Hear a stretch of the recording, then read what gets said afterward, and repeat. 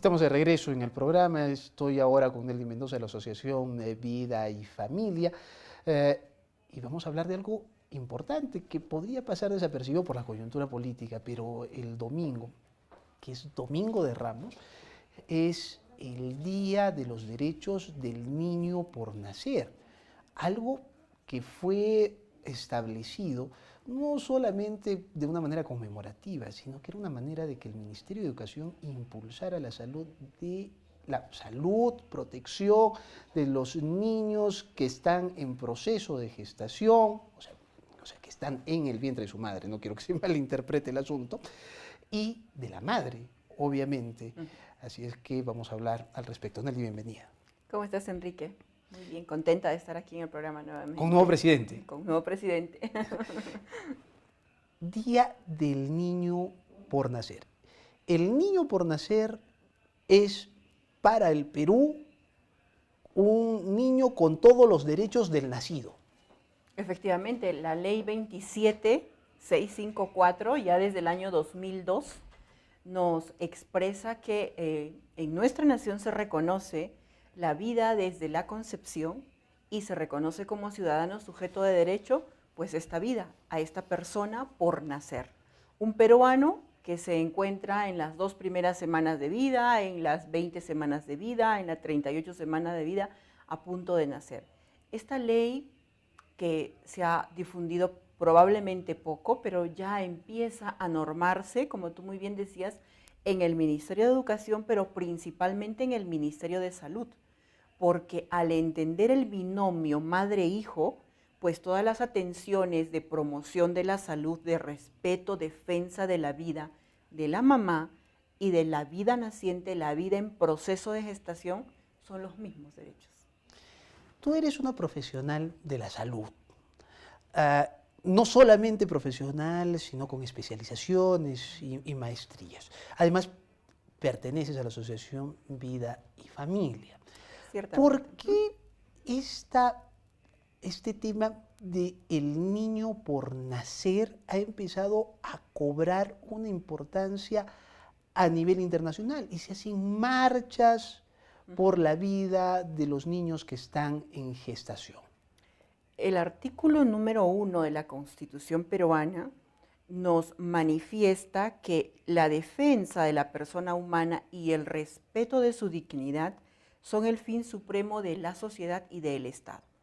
Si nosotros empezamos a ejercer nuestra ciudadanía, nuestra profesión, nuestra vocación de padre, de madre, el escenario en el que nosotros tengamos el dinamismo de nuestra vida, de nuestra existencia, tendríamos que tener mucha claridad respecto de este primer artículo, la defensa de la persona y de su dignidad desde el momento de la concepción. Estos eventos que suceden en América Latina y a nivel del mundo, estos eventos de convocatoria masiva, precisamente para decirle al mundo, decirle a las instituciones, tomen en cuenta que el fin superior, el fin supremo, que el dato esencial, la ley esencial para ejercer todos los demás derechos que le competen a una persona en cuanto ciudadana es el derecho a la vida. Si nosotros no respondemos, no respaldamos, no defendemos ese primer derecho, el derecho a la vida esencial, no vamos a tener ejercicio de ninguno de los subsecuentes, porque sin vida obviamente no va a haber derecho a educación, no va a haber derecho a la salud, etcétera, etcétera. ¿Por qué crees tú que hay miles, decenas de miles, centenares de miles, tal vez millones de mujeres en el mundo que también hacen marchas para lo contrario, para establecer como un derecho de la mujer el poder abortar, el poder decidir sobre su cuerpo? Yo creo que aquí tendríamos primero que aclarar los términos. Abortar es una palabra muy suave, es un dato, una palabra concreta, pero lo que en realidad se propone cuando una mujer quiere hacer ejercicio de su derecho a la decisión, lo que está queriendo elegir es matar al propio hijo. Cuando nosotros expresamos las cosas en esta magnitud, que es además la verdad irreal, tendríamos que estar frente a una reflexión. ¿Puede una madre tener el derecho de matar al propio hijo siendo que entienda como bien superior su derecho frente a la vida de un vulnerable, de uno más pequeño, independientemente del origen de esa vida tiene derechos que le respaldan? Hay situaciones que van a confrontar a la madre, hay situaciones que la van a poner en una absoluta soledad, hay situaciones que van a poner incluso en riesgo su vida. Desde el punto de vista bioético y biojurídico, cuando, por ejemplo, la salud de la madre está en serio riesgo, primero atendemos la salud de ella. Claro, pero digamos que ese es el menos, cuando salen esas porcentaje mujeres, menos. no están pidiendo No están hablando de ese aborto, sino de están estos del casos derecho, que se les específicos. reconozca como derecho el poder abortar a libre pedido, a libre decisión, ¿no es cierto? Y el asunto es que tú has dicho que ellas piensan de una manera que pueden decidir sobre una vida, matar una vida. Y les han dado la razón muchos congresos, muchos gobiernos que han legalizado esto. España, Estados Unidos, vemos que está avanzando. ¿Por qué hay ese enfrentamiento? ¿Por qué? ¿Qué hay de trasfondo en esta lucha entre gente que sale a defender la vida de los niños por nacer y de los otros grupos importantes también en número que dicen no, debe haber un derecho al aborto, a poder matar al niño que una mujer lleva dentro? Claro, no se puede entender como un derecho el ejercicio del asesinato. Si nosotros partimos únicamente de este insumo, sería cuestión de que las naciones que han optado por respaldar estas exigencias de estos grupos de mujeres que nos refieres, se han rendido frente a la presión política, frente a ideologías, frente a sus propios recursos de atender los embarazos en crisis. Eso es rendirse. Y rendirse de una manera bastante dolorosa, porque estaríamos atendiendo la presión únicamente de antojadiza de un ejercicio de la libertad para asesinar. No puedo decir otra cosa y lo vuelvo a repetir. Si han tenido que surgir los derechos del niño por nacer el 25 de marzo a nivel mundial, es porque antes, pues lo que todo ser humano hacía era proteger al hijo, en este caso la madre.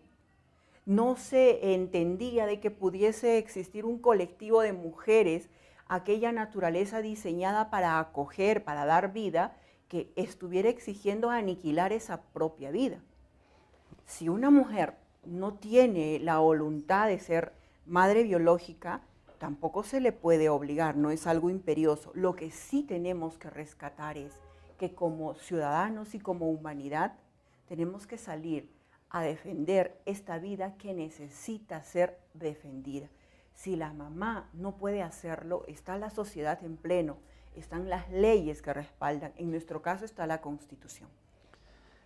Las leyes y la Constitución establecen que el niño por nacer tiene los mismos derechos que el niño nacido, ¿no es cierto? Sí, sí. Correcto. Sí. Eso, la ley la tenemos. Eso lo hice en nuestro país. La ley la tenemos, correcto. ¿Qué está pasando en la realidad? Pues analizando desde el punto de vista asistencial, nuestra experiencia de trabajo de estos últimos 6, 7 años nos dice que sí se desea salvar la vida naciente, pero como tú muy bien decías, Enrique, por ejemplo, existen estas leyes que protegen al niño por nacer, pero se está sobreponiendo los derechos de la mamá, los derechos de la madre, a tal punto que los papás, por ejemplo, frente a la vida naciente de su hijo, frente al hijo que está en el vientre, frente a su hijo en estadio embrionario, no pueden hacer nada. Y eso es lo que escuchábamos a lo largo de estos días. Vamos a celebrar la vida del niño por nacer, pero si yo como papá digo, mi hijo tiene que nacer, quiero que mi hijo nazca, él se encuentra desamparado actualmente. Claro. Ahora, tendríamos que decir, en honor a la verdad, que son muy pocos los padres que podrían pasar por ese aspecto. Lo que más ocurre, más bien, en el Perú es padres que inducen, que tratan de obligar a la mujer a que aborte. ¿No es Vamos a cierto? decirlo No te en cuidaste, no números. hiciste, es tu problema, vamos Sí. a votar, vamos. Eso es más o menos, muy ¿no? cierto lo que dices, Enrique, pero vamos a decirlo en números. En nuestra experiencia, los centros de atención posaborto, aquellos que ayudan a personas que han pasado por esta dolorosa experiencia, es que cuando nosotros defendemos al niño por nacer, en realidad estamos defendiendo la vida y la salud de la madre, y lo decimos desde la experiencia. Los centros posaborto, donde hemos atendido más de 5.800 casos a la fecha, nos demuestran... En Arequipa estamos hablando. En Arequipa, en la región sur básicamente del Perú, pero abarca todo el Perú. En este caso, de cada 10 abortos consentidos por una población entre 19 y 24 años, de cada 10, solo 3 han sido por coacción, amenazas y presión por parte del padre. Correcto. ¿El resto de quién El otro son? porcentaje es por una decisión libre y voluntaria que el embarazo resulta totalmente un obstáculo para mi realización profesional posterior, por ejemplo, de tipo universitario, pero el flagelo del aborto, la herida, le genera tal trauma biopsicoemocional a la persona que nunca termina la universidad. Y el otro porcentaje, Enrique, por cubrir actos de inmoralidad o de desorden emocional en un momento determinado. Entonces, si acá nos ponemos a analizar, ¿qué causas están llevando a destruir la vida de este ser, que tiene todo el derecho a vivir y que sus propios procreadores son los que lo quieren destruir? He allí que el 25 de marzo tendríamos que hacer un serio análisis.